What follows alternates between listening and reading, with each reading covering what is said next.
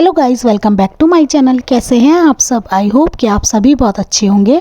दोस्तों, आज मैं फिर से आपके लिए लेके आई हूँ घर और किचन के कुछ ऐसे यूजफुल टिप्स एंड ट्रिक्स जो आपके बहुत ही ज़्यादा काम आएंगे, क्योंकि ये टिप्स एंड ट्रिक्स आपके समय और पैसे दोनों की बचत करेंगे। साथ ही साथ मैं आपको ये भी बताऊँ कि चश्मे को हमें फ्रिज के अंदर क्यों रखना चाहिए, इसके क्या क्या फ़ायदे होते हैं। बिना स्किप किए वीडियो को प्लीज़ एंड तक वॉच करें। वीडियो जरा से भी यूज़फुल लगे तो लाइक, शेयर और सब्सक्राइब करें। चलिए बढ़ते हैं पहली टिप की तरफ। तो पहली टिप है फ्रेंड्स हमारी पुदीना को लेके। फ्रेंड्स, आजकल पुदीना कम प्राइस में भी ज़्यादा क्वांटिटी में मिल जाता है, तो इसको हम ज़्यादा लेके आ जाते हैं क्योंकि चटनी वगैरह बनाने में, शरबत बनाने में भी इसका यूज़ किया जाता है। लेकिन जब हम इसको ज़्यादा क्वांटिटी में लेके आ जाते हैं तो ये बहुत जल्दी से ख़राब होने लगता है, गलने लगता है और ड्राई होने लगता है और इसकी पत्तियाँ बहुत ही जल्दी सॉफ्ट पड़ने लगती हैं। तो इसको लंबे समय तक स्टोर रखने की बहुत ही यूज़फुल ट्रिक है कि हम इसकी सारी पत्तियों को इस तरह से तोड़ लेंगे, और जब हम इनकी सारी पत्तियों को इस तरह से तोड़ लेंगे, एक थाली में इकट्ठा कर लेंगे, तो फिर इसके बाद हम इनको अच्छे से वॉश कर लेंगे। तो 2-3 पानी से हम जब इनको अच्छे से वॉश कर लेंगे, इनकी मिट्टी पूरी तरह से निकल जानी चाहिए। उसके बाद हम इन पत्तियों को करेंगे ड्राई और इनका सूखा पाउडर हम बनाकर रख लेंगे। इन पुदीना की पत्तियों को आप इस तरह से अपोजिट डायरेक्शन में तोड़िए, जिससे कि इनकी पत्तियां एक और इजी तरीके से कुछ सेकंड में ही निकल जाएगी। आपको पुदीना तोड़ना हो तो ऊपर से पकड़ने के बाद अपोजिट डायरेक्शन में इसकी पत्तियों को खींच लीजिए। तो ये देखिए, पूरी ही पत्तियों को मैंने तोड़ लिया है और इनको मैंने अच्छे से वॉश कर लिया है। एक स्ट्रेनर में मैंने इनको फैला दिया ताकि ये पूरी तरह से ड्राई हो जाए। अब आप चाहें तो इनको माइक्रोवेव में ड्राई कर सकते हैं या फिर धूप में आप इनको नेचुरल तरीके से भी ड्राई कर सकते हैं, लेकिन उसमें आपको समय ज़्यादा लगेगा और माइक्रोवेव में कुछ ही मिनटों में ये ड्राई हो जाती हैं। मैंने पहले भी इस तरह की पत्तियों को माइक्रोवेव में ड्राई करना बताया है अपने चैनल पे, आप चाहें तो विजिट कर सकते हैं। ये देखिए फ्रेंड्स, मैंने इनको धूप में नेचुरल तरीके से ड्राई किया है। तो इनको मैंने 2 बार की धूप लगाई है, तो आप देख सकते हैं ये कितने ज़्यादा क्रिस्पी हो गई हैं। इस तरीके से पत्तियों को सुखाने के बाद आप इनको इस तरह से मसल लीजिए और इनका एक पाउडर टाइप का बन जाएगा। उसको आप एक टाइट कंटेनर बॉक्स के अंदर भरकर रख सकते हैं। अब चाहे आप कोई भी पूरी बनाइए, कचौड़ी बनाइए, समोसा बनाइए या फिर पराठे में भी आप इसको डाल सकते हैं। कोई भी रायता या फिर कोई भी रिफ्रेशिंग ड्रिंक आप बना रहे हैं, क्योंकि अब समर का टाइम है तो सभी लोग अक्सर पुदीने का या फिर कच्ची कैरी का शरबत पीना पसंद करते हैं। तो उस पर आप थोड़ा सा इस तरह के ड्राई पाउडर को स्प्रिंकल कर दीजिए। अगर आपके पास हरी पत्तियाँ नहीं है पुदीने वाली, तो आप इस तरह का ड्राई पाउडर को भी डाल सकते हैं। इससे भी एकदम पुदीने वाला टेस्ट और फ्लेवर आता है और बहुत ही टेस्टी आपकी ड्रिंक बनकर तैयार हो जाएगी। तो ये देखिए, इस तरह से मैंने इसी छलनी में इसको थोड़ा छान लिया है ताकि इसकी जो डंडिया वाली हिस्सा है वो ऊपर ही आ जाए, और जो पत्तियां थी उन सबको मैंने इस तरह से पाउडर फॉर्म में कन्वर्ट कर लिया है। तो हाथ से मसल कर ही ये पाउडर फॉर्म में बन गया है। अब इसको मैं एक एयर टाइट बॉक्स के अंदर भरकर रख लूँगी। तो आप इसको अपनी ज़रूरत के हिसाब से कभी भी किसी भी रेसिपी में डाल सकते हैं। तो ये देखिए फ्रेंड्स, पहले भी मैंने पुदीने का पाउडर बना के एक बॉक्स के अंदर भर के रखा हुआ है। ये बहुत ज़्यादा हरा है क्योंकि इसको मैंने माइक्रोवेव में बना के तैयार किया था और ये मैंने धूप में बनाकर तैयार किया है। दोनों के ही टेस्ट में कुछ भी फ़र्क नहीं है, बस इसको लंबे टाइम तक स्टोर करके रखने के लिए इसको थोड़ा सा तवे पे हमें रोस्ट भी करना पड़ेगा, जिससे कि इसकी सेल्फ लाइफ बढ़ जाएगी। तो चलिए चलते हैं तवे की तरफ। तो तवे को मैंने गैस पर हल्की आंच पे गर्म कर लिया है। अब आधे मिनट तक हम इसको थोड़ा सा तवे पर रोस्ट कर लेंगे। तो स्पून से कंटिन्यू स्टर करते हुए बस कुछ सेकंड तक ही हमें इसको तवे पर रोस्ट करना है। हल्की आंच हमें गैस की रखनी है। तो जब ये रोस्ट हो जाएगा तो इसको हम तुरंत ही एक प्लेट में निकाल लेंगे और इसको हल्का सा ठंडा होने के बाद ही एयर टाइट बॉक्स के अंदर भरकर रख लेंगे। इससे इसकी सेल्फ लाइफ बहुत ज़्यादा बढ़ जाती है। तो आप इसे किसी भी बिरयानी में भी डाल सकते हैं। तो जब भी आपके पास पुदीना ना हो तो आप पुदीना पाउडर का भी यूज़ कर सकते हैं। तो आई होप ये टिप आपको ज़रूर यूज़फुल लगी होगी। टिप यूज़फुल लगी हो तो प्लीज़ वीडियो को एक लाइक ज़रूर करें। चलिए बढ़ते हैं अगली टिप की तरफ। तो अगली टिप है फ्रेंड्स हमारे इस तरह के पके हुए चावल को लेके। फ्रेंड्स, ये जो चावल होते हैं, अगर किसी ने गर्मा गर्म खा लिए तो ठीक, वरना ये बहुत ही जल्दी ठंडे हो जाते हैं। तो इनको फिर दोबारा से गर्म करने की बहुत ही यूज़फुल ट्रिक है। आप इनको बिना जले हुए बहुत ही आसानी से गर्म कर सकते हैं। इसके लिए हम क्या करेंगे, गैस पर एक छोटी कढ़ाई चढ़ा देंगे और इस पर हम आधे गिलास के करीब पानी को गर्म होने देंगे। तो जब पानी अच्छे से गर्म होने लगेगा, इसके बाद हम क्या करेंगे, इन चावलों को रखेंगे एक स्ट्रेनर में। तो अगर आपके पास कोई स्टीम वाली छलनी हो या प्लेट हो, उसको भी आप इसके ऊपर रख सकते हैं। आप इस पानी के ऊपर पहले कोई स्टैंड या फिर कोई कटोरी रख दीजिए। उसके बाद आप अपनी स्टीम वाली प्लेट या छलनी को रख सकते हैं और उसके बाद आप उस प्लेट के ऊपर अपने बॉईल किए हुए चावलों को रख दीजिए। अच्छे से फैला दीजिए और ऊपर से ढक्कन से कवर करके उनको स्टीम में आप गर्म होने दीजिए। तो मैं फिलहाल आपको यहाँ पे छलनी में ही गर्म करके आपको दिखा रही हूँ। तो इस तरह से लेफ्ट ओवर चावल को भी गर्म कर सकते हैं। तो इस तरह से छलनी को मैंने कढ़ाई के अंदर डाल दिया है, अंदर मैंने सारे राइस को इस तरह से फैला दिया है।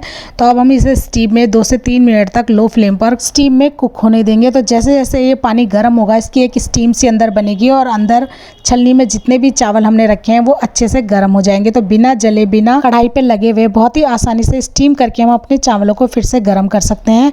इस तरीके से क्विक तरीके से आपके चावल फिर से गर्म हो जाएंगे और आप इनको एंजॉय कर सकते हैं। आप चाहें तो इस तरह की छेद वाली प्लेट या छलनी भी ले सकते हैं इन चावलों को गर्म करने के लिए। तो ये देखिए चावल हमारे काफ़ी अच्छे से गर्म हो गए हैं और इनमें से अच्छी सी स्टीम बन गई है। तो अब हम इनको फिर से एंजॉय कर सकते हैं।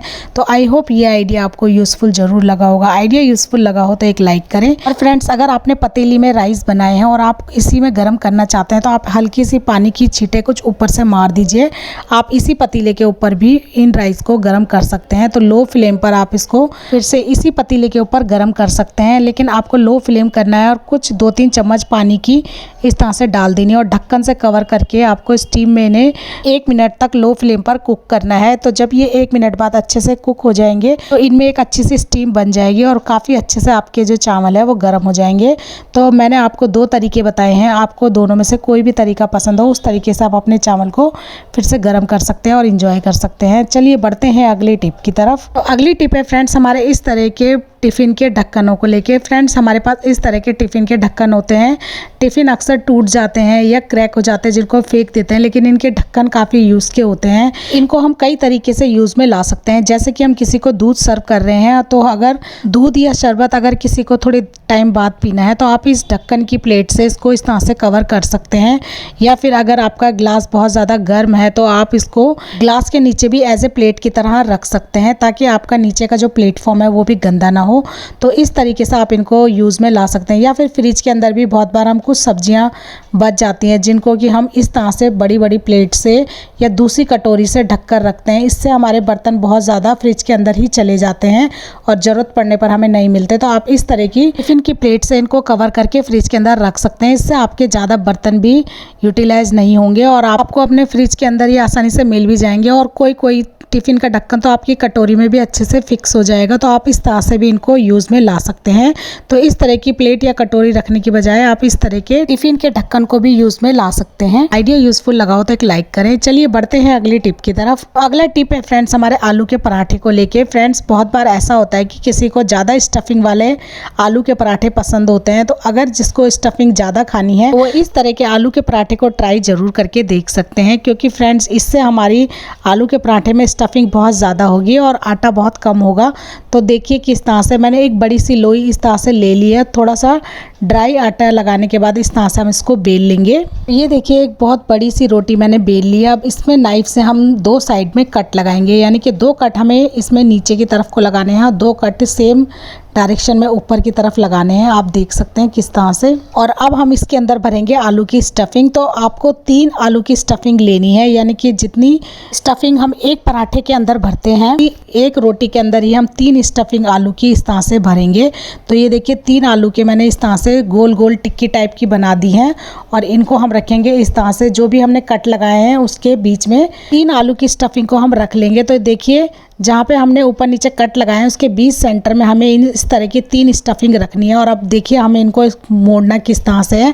तो जब आप ध्यान से देखेंगे तभी आपको पता चलेगा। देखिए बीच वाले हिस्से को भी मैंने इस तरह से फोल्ड कर लिया है, साइड वाले हिस्से को भी हम इस तरह से मोड़ लेंगे, यानी एक के ऊपर एक हम लपेट लेंगे और अच्छे से हम इसको कट की हुई रोटी से अच्छे से लपेट के कवर कर लेंगे। तो आप देख सकते हैं कि एक ही रोटी के अंदर 3 आलू की स्टफिंग हमने भर दी है। अब साइड से इसको फोल्ड करते हुए एक के ऊपर एक हम इस तरह से रख लेंगे। आपको लग रहा होगा कि कहीं स्टफिंग निकलेगी, तो नहीं, ये बिल्कुल नहीं निकलेगी। इसे एक के ऊपर एक फोल्ड करते हुए अच्छे से दबा दीजिए हाथों से। जब इसको प्रेस करेंगे तो अच्छे से आलू इसके बीच में चिपक जाएगा। तो अब हम सूखा आटा ऊपर से डस्ट कर लेंगे और अब हम इसको बेलेंगे। तो आप चाहे तो इसको स्क्वायर शेप में बेल सकते हैं या फिर आप गोल शेप में भी इसको बेल सकते हैं। तो ये देखिए 3 पराठों की स्टफिंग हमने एक ही पराठे के अंदर अच्छे से भर दी है और ये पूरा आलू से लबालब भरा हुआ है। तो अब हम चलते हैं गैस की तरफ और इसको सेकते हैं। तो गैस पे हमने तवा पहले से ही गर्म होने के लिए रख दिया है। तो मीडियम फ्लेम पर जब तवा हमारा गर्म हो जाएगा तब हम इस पराठे को डाल देंगे। तो ये देखिए फ्रेंड्स, ये तवा हमारा गर्म हो चुका है और पराठा मैंने इसमें डाल दिया है। और अब इसको एक साइड अच्छे से कुक होने के बाद दूसरी साइड हम पराठे को टर्न कर लेंगे।